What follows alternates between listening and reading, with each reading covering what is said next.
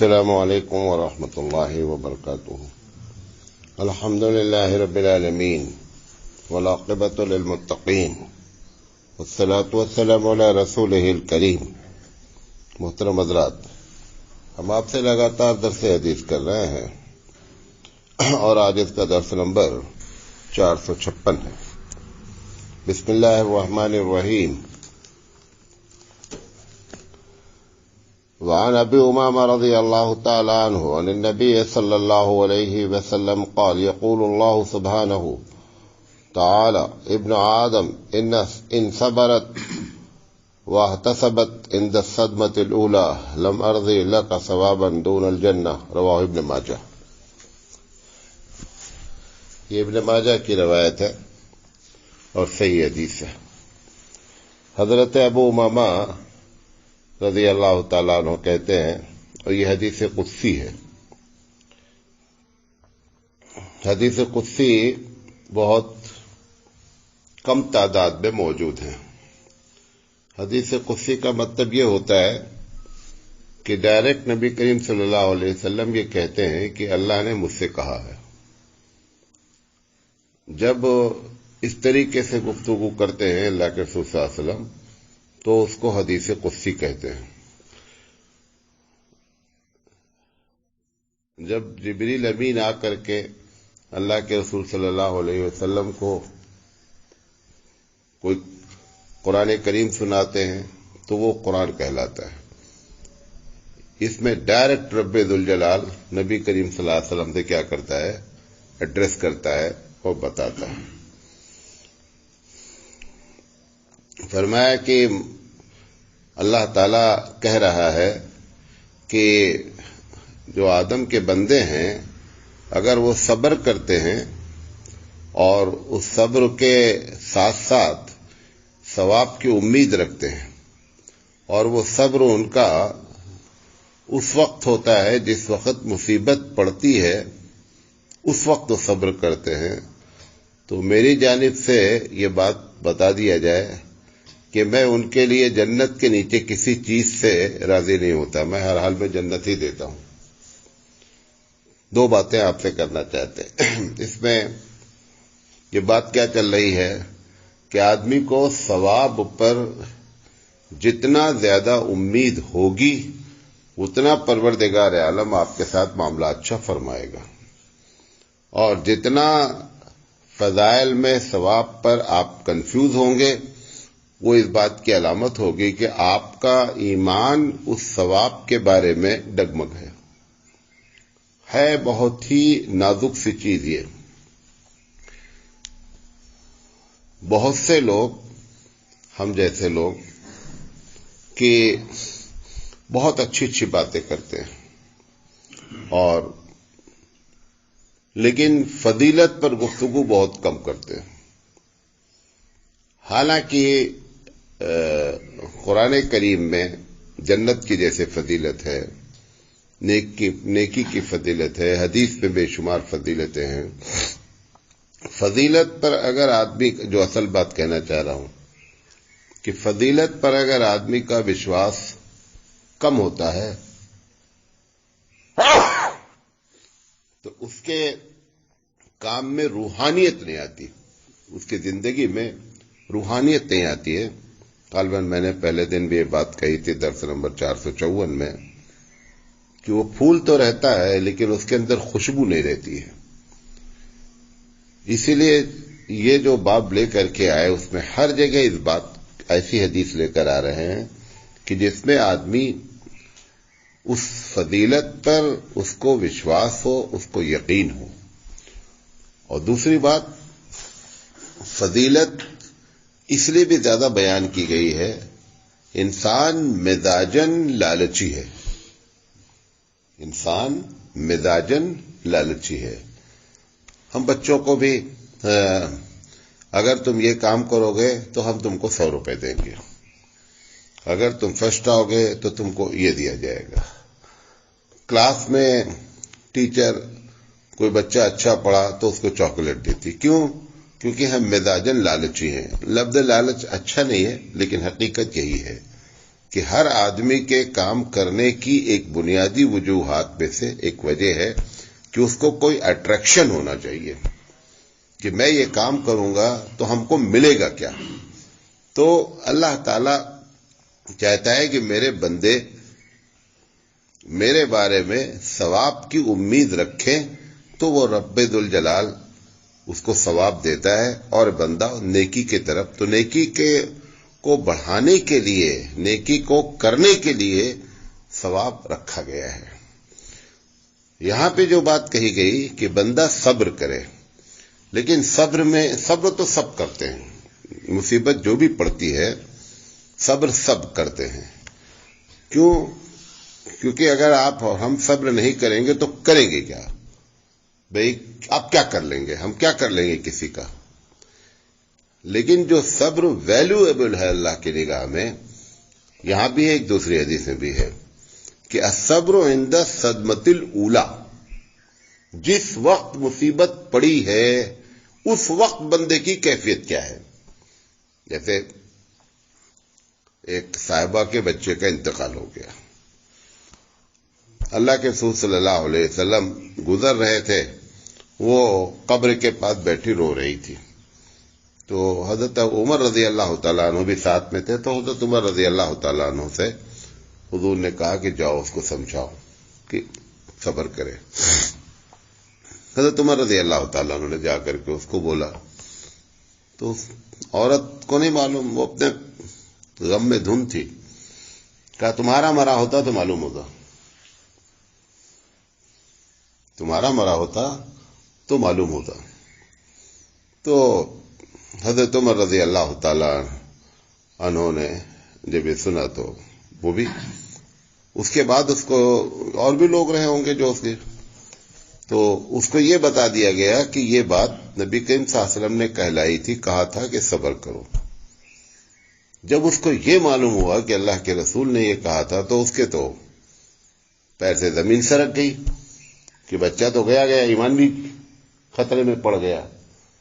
تو پھر اس نے آ کر کے توبہ اللہ کیا اور کہا مجھے معاف کر دیں.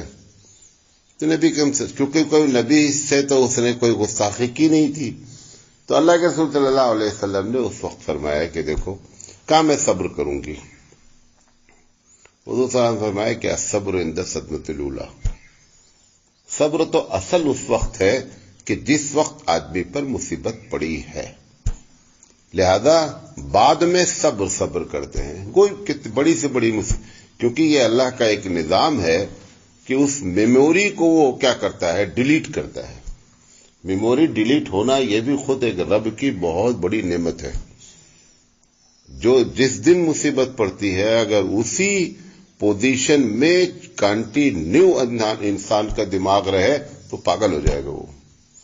اس لیے دھیرے دھیرے کیا ہوتا ہے کہ اللہ تعالیٰ اس مصیبت کو کی میموری کو کیا کرتا ہے، ہلکا کرتا ہے. اور ایک وقت ایسا آتا ہے، جس باپ کے لیے بہت رویا تھا، بہت ہنگامہ کیا تھا، اسی باپ کی قبر کے قبرستان کے کنارے سے جاتا ہے، اسے یاد بھی نہیں رہتا میرے ابا یہاں موجود ہیں.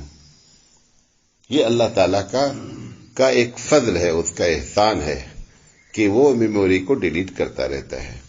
تو بعد میں صبر کرتے ہیں، لیکن جو اصل صبر ہے وہ صدمۃ الاولی ہے کہ جب آدمی پر مصیبت پڑی ہے اس وقت اس کی کیفیت کیا ہے. اگر وہ کیفیت میں صبر کیا ہے اس کی فضیلت یہاں بیان کی جا رہی ہے کہ اللہ تعالیٰ کہہ رہا ہے کہ ایسے بندے کے لیے سوائے جنت کے اور کوئی چیز نہیں ہے. یعنی جنت، صبر کے بدلے میں جنت.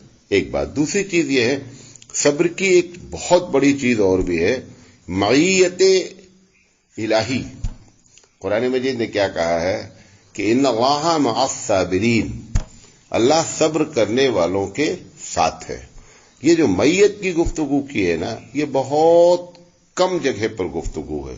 یعنی بہت کم کام میں یہ خوشخبری سنائی گئی ہے کہ اللہ تمہارے ساتھ ہے.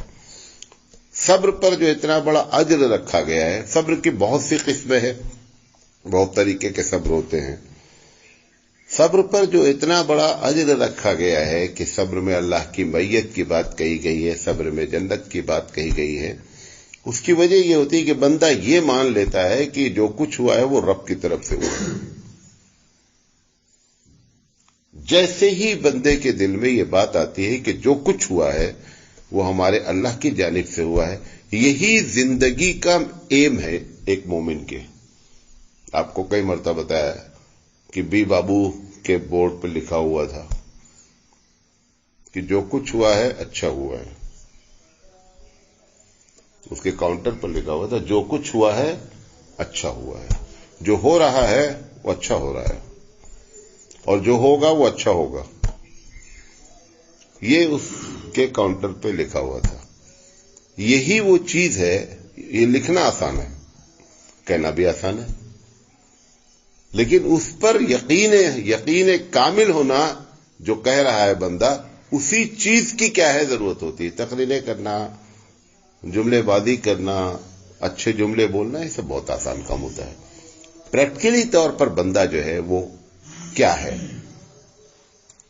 ہمارے نبی کریم صلی اللہ علیہ وسلم کی جو شان ہے بہت سی، مطلب ایک دو نہیں، الگ الگ، بلکہ آپ جس میدان میں بھی جب اتر کر کے دیکھیں گے، آپ گہرائی میں جائیں گے تو پتہ چلے گا اللہ کے رسول ہمیشہ اس صفت کے چوٹی پر رہتے ہیں.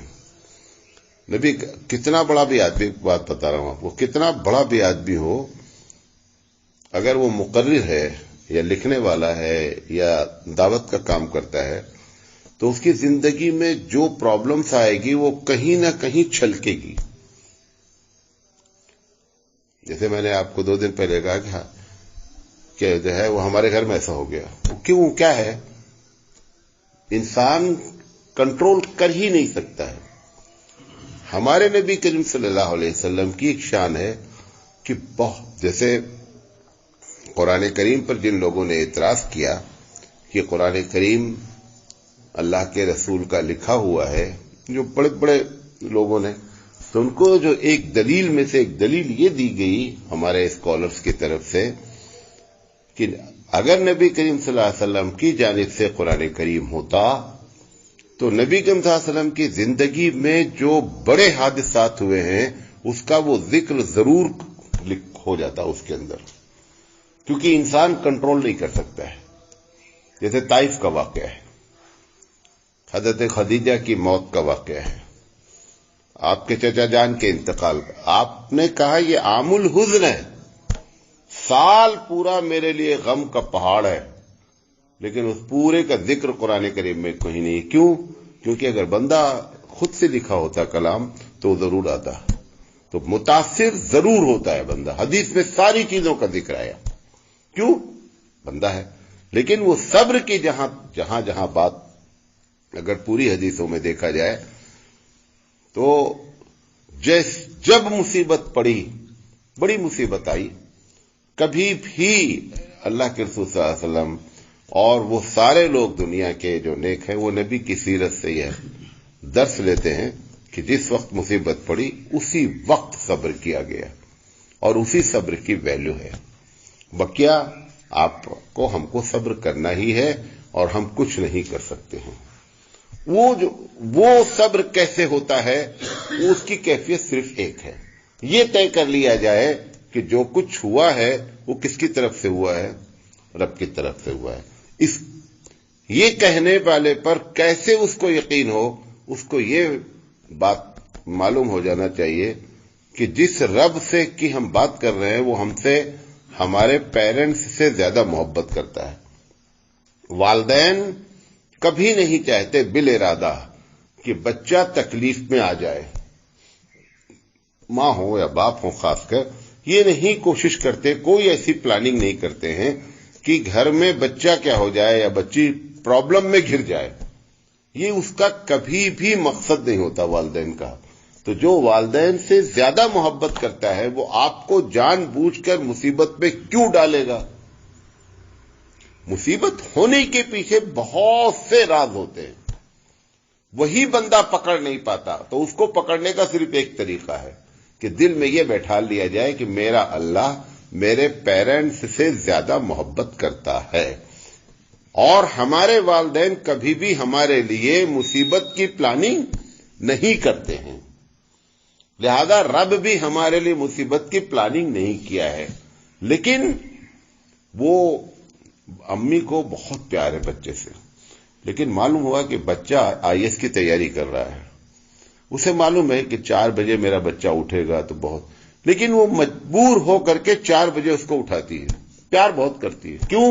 کیونکہ جو وہ مقصد لے کر کے جا رہا ہے، اس مقصد کے لیے امی کو ابو کو یہ بات معلوم ہونے کے باوجود بھی کہ یہ بہت زیادہ نیند کا وقت ہے، پھر بھی جا کر کے اس کی نیند کو ڈسٹرب کرتی ہے، جگاتی ہے۔